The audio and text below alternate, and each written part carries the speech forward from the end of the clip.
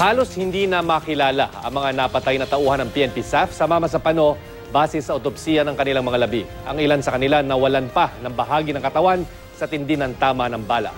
Balitang hatid ni Cedric Castillo. Batay sa mga litratong ito sa final incident report ng autopsy sa mga nasawing PNP staff, nagsagawa ng postmortem fingerprinting, paraffin test, labeling ng mga casket, pati pagkuha sa litrato ng bawat staff trooper matapos ang January 25 encounter. Marami sa kanila halos di na makilala. 4 na komando ang tinamaan sa dibdib, 3 ang sa leeg, habang 29 ang sa ulo.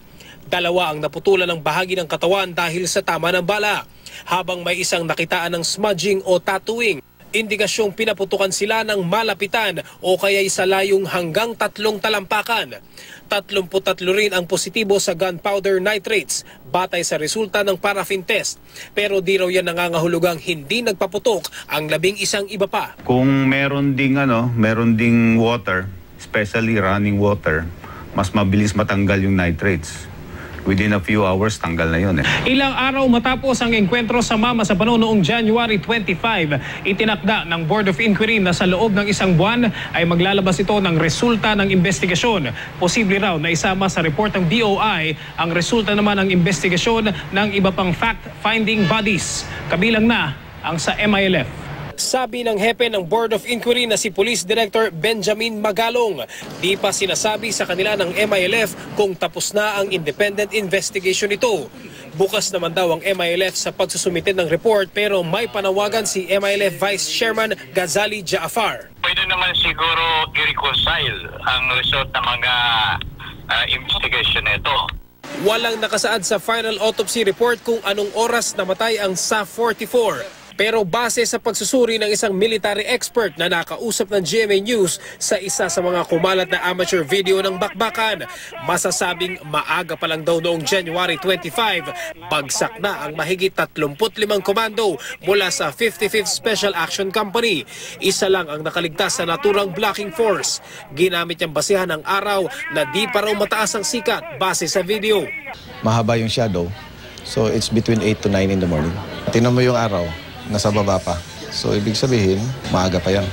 Makikita rin sa isa pang videong nakuha ng GMA News na mababa pa ang araw habang nagpapaputok ang grupong ito na sinasabing nakalaban ng 55th SAC.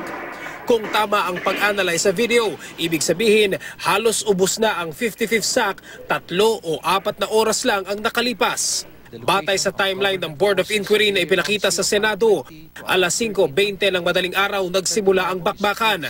1:00 naman ng hapon tumigil ang putukan. Sa ngayon, ang video ng malapitang pagbaril sa isang sugatang komando at tagpo sa engkwentro, ine-enhance na raw ng NBI para matukoy kung sino ang mga nasa video. Buo yung pixels nito, so we will be able to examine at mas makikita natin kung yung mga identity nitong mga tao na nandun sa video na ito.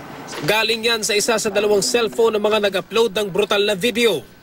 Isinuko ang mga yan sa NBI at isinailalim na sa forensic examination. Makikita kasi natin doon yung timestamp niya doon sa kung kailan ba napunta dito sa cellphone nila at magja-jive ba ito doon sa yung binigay sa atin nung nakausap natin sila. Taga Davao City ang isa, si Yan na nakausap na ng GMA News. Na-trace naman sa Kidapawan ng isa pa. Pareho nilang iginiit na dinownload lang daw nila ang video at di sila ang kumuha nito. Cedric Castillo, GMA News.